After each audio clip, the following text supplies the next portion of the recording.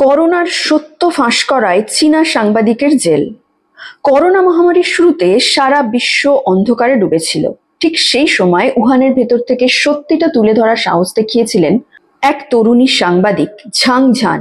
তার নাগরিক সাংবাদিকতা সেই সময় আন্তর্জাতিক গণমাধ্যমের কাছে হয়ে উঠেছিল প্রধান আলোকশিখা। কিন্তু দুর্ভাগ্যজনকভাবে এই সাহসী পদক্ষেপের জন্য আজ তাকে আবারও কারাদণ্ড ভোগ করতে হচ্ছে।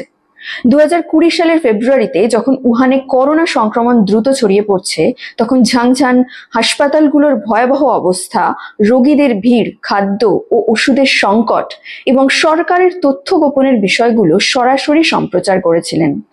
তার ক্যামেরায় বন্দী হয়েছিল সেসব মুহূর্ত, যা রাষ্ট্রীয় প্রচারণার বাইরে গিয়েছিল, কিন্তু এর ফল ছিল ভয়াবহ।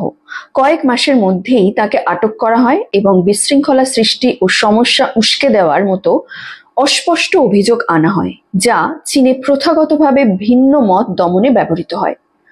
2020 সালের ডিসেম্বরে তাকে প্রথমবার 4 বছরের কারাদণ্ড দেওয়া হয়। কারাগারের থেকেই তিনি অনশন করেছিলেন, ফলে তার শারীরিক অবস্থা গুরুতর হয়ে ওঠে।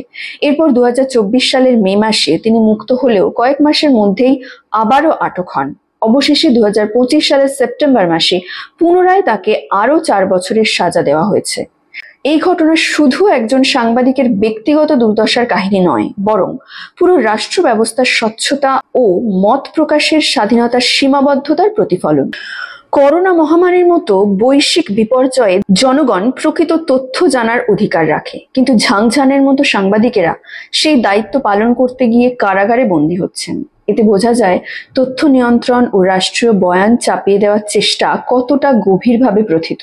আন্তর্জাতিক অঙ্গনে মানবাধিকার সংগঠন ও সংবাদ মাধ্যমের স্বাধীনতা নিয়ে কাজ করা সংস্থাগুলো চীনের এই আচরণের তীব্র নিন্দা জানিয়েছেন। তারা বলছে ঝাংঝান প্রকৃত অর্থেই মানবতার সেবক, কারণ তিনি ভয় উপেক্ষা করে মানুষের জীবন বাঁচানোর জন্য সত্য প্রকাশ করেছিলেন। আজ ঝাংঝান বন্দী হলেও তার কণ্ঠ নিঃশব্দ হয়নি, বরং তার কাহিনী বিশ্ববাসীকে মনে করিয়ে দেয় যে সত্যের জন্য লড়াই কখনো বৃথা যায় না। করোনা মহামারীর ভেতর থেকে উঠে আসা এই সাহসী নারীর গল্প ভবিষ্যৎ প্রজন্মকে অনুপ্রাণিত করবে।